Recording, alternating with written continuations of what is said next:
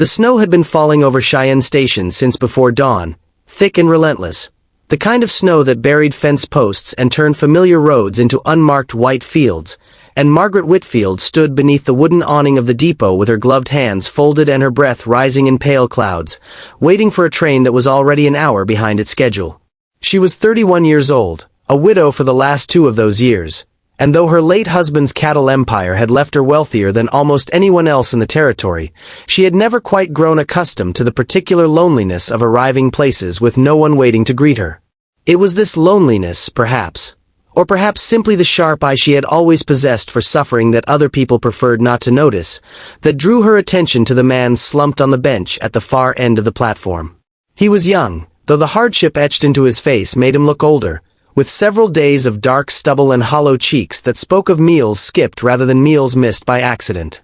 His coat, once a serviceable brown leather, was torn at the shoulder and patched with mismatched fabric, and his trousers were worn through at the knee despite an obvious, careful attempt at mending.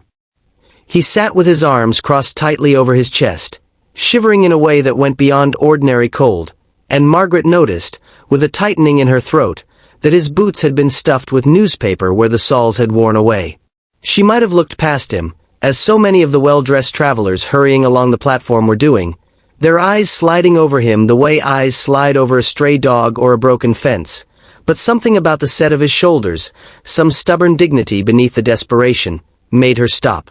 "You'll freeze to death out here," she said, and though she had not meant the words to sound like an accusation, that was how they came out, sharp with a worry she did not fully understand yet. The man looked up at her, and she saw in his eyes not the resentment she half expected from a proud man caught in poverty, but a kind of exhausted wariness, the look of someone who had learned the hard way that kindness from strangers often came with strings attached. "I'm well enough, ma'am," he said, though his teeth were chattering even as he spoke, undermining the claim entirely. "No need to trouble yourself. I wasn't offering to trouble myself. I was stating a fact." Margaret settled herself, uninvited, onto the bench a respectable distance from him, arranging her blue coat around her knees. "What's your name?" He hesitated, as though weighing whether answering was worth the risk of further conversation, but manners, it seemed, ran deep even beneath desperation. "Thomas Reed." "Margaret Whitfield." She studied him more closely now, noting the careful way he kept his arms wrapped around his own body, as though holding something together rather than simply warming himself. "Where's your family, Mr. Reed?" A man doesn't end up sitting alone on a station bench in a storm like this without some kind of story behind it. Something flickered across his face, and for a moment she thought he might refuse to answer, might simply stand and walk away into the snow rather than explain himself to a stranger in an expensive coat. But then his shoulders sagged, just slightly, the posture of a man too tired to keep fighting a battle no one else could see. "My wife passed 8 months back. Fever took her sudden, before the doctor could even reach our place. Left me with a daughter 4 years old, and a farm I couldn't keep running alone, not with a child to mind and no money to hire help."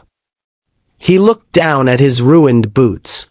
"Bank took the farm in the fall. I've been working where I can find it, moving from town to town, but winter work is scarce, and what little I had went to keeping my girl fed and warm. She's with the Hendersons 2 towns back, good people, watching her while I look for steady work, and I promised her I'd be back by Christmas with enough money for a proper roof over our heads. I don't rightly know now if I'll manage it." Margaret sat quietly for a moment, absorbing the story, feeling something shift in her chest that she recognized, with some discomfort, as recognition rather than mere pity. Her own husband, Edward, had died of a heart seizure in his sleep 2 years prior, leaving her a fortune she had never asked for and a house that echoed with a silence she still had not learned to fill. She had no children, a fact that had once caused her private grief and now simply felt like one more empty room in an already too large life. "I'm sorry for your wife," she said, and meant it, the words carrying none of the practiced condolence she usually offered at funerals and instead something rawer, more personal. "And for your daughter, having to grow up without her mother so young." "She's a tough little thing," Thomas said, and for the first time something like warmth broke through the exhaustion in his voice. "Takes after her mother that way. Doesn't cry much, even when she probably should. Margaret was quiet for a long moment, watching the snow fall in thick curtains beyond the awning, watching the steam engine at the far end of the platform hiss and groan as it prepared for departure, and she found herself making a decision with the same swift, unhesitating confidence that had once made her husband trust her judgment on cattle prices and land deals better than his own. I have a house 3 miles outside town, more rooms than I know what to do with, and a kitchen my cook complains is far too large for a household of one. I'd like you to come stay, you and your daughter both, at least until you're back on your feet and the worst of winter has passed. Thomas stared at her as though she had spoken in a foreign language. Ma'am, I don't take charity. I mean no disrespect, but I've got my pride, and— It isn't charity, Margaret interrupted, though she suspected, even as she said it, that it was at least partly charity, and that pretending otherwise was a kindness of its own sort, a way of letting a proud man accept help without feeling the sting of it. I need a man who knows how to manage livestock and mend fences, and my foreman retired last spring without training anyone to replace him. I've been paying wages to men who don't know a heifer from a bull calf, and frankly, my patience for incompetence is running thin. You'd be working for your keep, Mr. Reed, same as anyone else on my payroll. I'm not in the habit of handing out charity to strangers on train platforms. I'm offering you a job. It was, of course, a fiction they both understood even as she spoke it, but Thomas seemed to recognize the gift being extended to him, the dignity being preserved rather than stripped away, and something in his exhausted face eased, just slightly. I do know cattle, he admitted. Worked my father's herd from the time I could walk. Then it's settled, Margaret said, standing and brushing the snow from her coat with brisk efficiency, as though the matter required no further discussion. We'll send for your daughter first thing tomorrow. Tonight, you'll come home and get warm and eat a proper meal, and we can discuss the particulars of wages once you've stopped shivering long enough to think clearly. Thomas rose from the bench slowly, as though unsure his legs would hold him after so many days of cold and hunger, and for a moment he simply looked at her, this stranger in her fine blue coat with her red scarf and her steady, appraising eyes, and something passed between them that neither had words for yet, a recognition of two people who had each been carrying grief alone and had not realized, until this exact moment, how heavy that solitude had become. I don't know how to thank you, Mrs. Whitfield. You can thank me by not freezing to death on my property, Margaret said, though there was a gentleness beneath the brisk words that softened them considerably, and by teaching my foreman's replacement how to properly manage a herd of cattle before I lose my entire fortune to bad breeding decisions. The days that followed brought a kind of quiet transformation to the Whitfield ranch that the household staff noticed long before Margaret was willing to admit it to herself.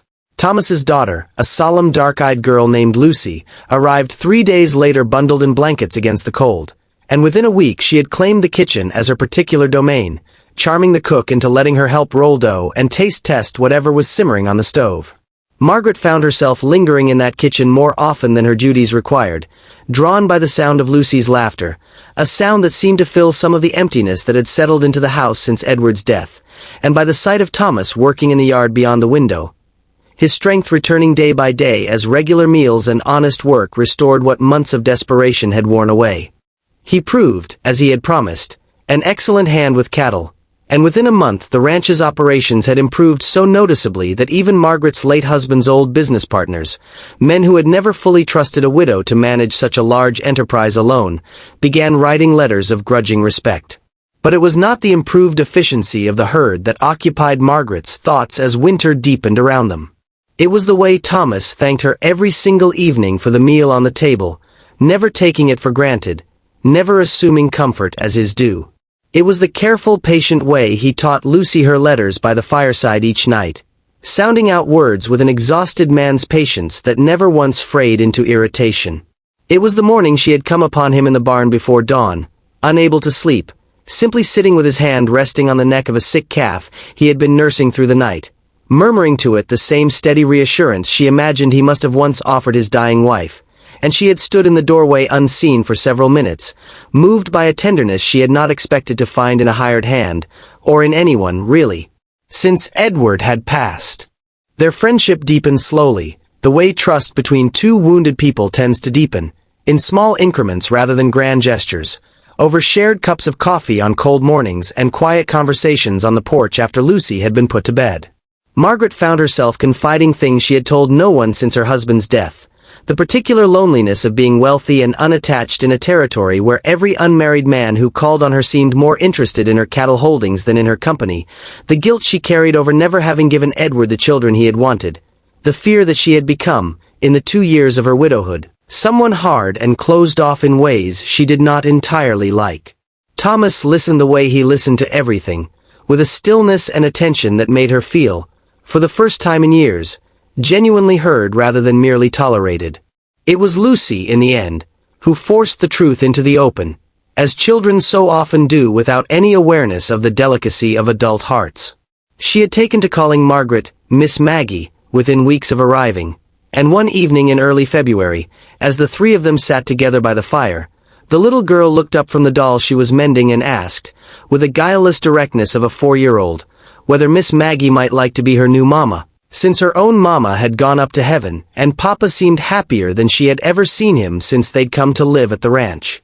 The silence that followed was heavy enough that even Lucy seemed to sense she had said something significant, and Thomas's face had gone through several shades of mortification before he managed to stammer an apology to Margaret, who found, rather than embarrassment, that her chest had gone warm and tight with an emotion she had been carefully avoiding naming for weeks. "There's nothing to apologize for," Margaret said quietly, her eyes meeting his over Lucy's dark head, and something passed between them in that look, an acknowledgement finally spoken aloud after months of careful, unspoken circling. Children have a way of seeing things clearly that grown-ups spend a great deal of effort pretending not to see. Thomas set down the piece of harness leather he had been mending, his hands unsteady in a way that had nothing to do with cold this time. "Margaret, I came to you a broken man with nothing but the clothes on my back and a daughter I couldn't properly feed. I never meant for this to become anything more than gratitude on my part. I wouldn't presume." "You haven't presumed anything," Margaret interrupted, rising from her chair and crossing the small distance between them, aware of Lucy watching with wide, hopeful eyes. "I have spent 2 years telling myself I was content with solitude, that a house full of servants and a fortune I never wanted was enough to fill a life. It took a man freezing on a train platform to show me how wrong I was." She reached out and took his roughened hand in both of hers, the same hands that had once tended cattle and mended fences and now trembled slightly beneath her touch. "I don't want gratitude from you, Thomas. I want a partner, and a father for the children I still hope to have, and someone to sit beside on cold evenings for the rest of my life." They were married that spring, in a small ceremony at the ranch house with wildflowers gathered from the surrounding hills and Lucy serving proudly as flower girl, scattering petals with the fierce concentration of a child determined to do her job correctly.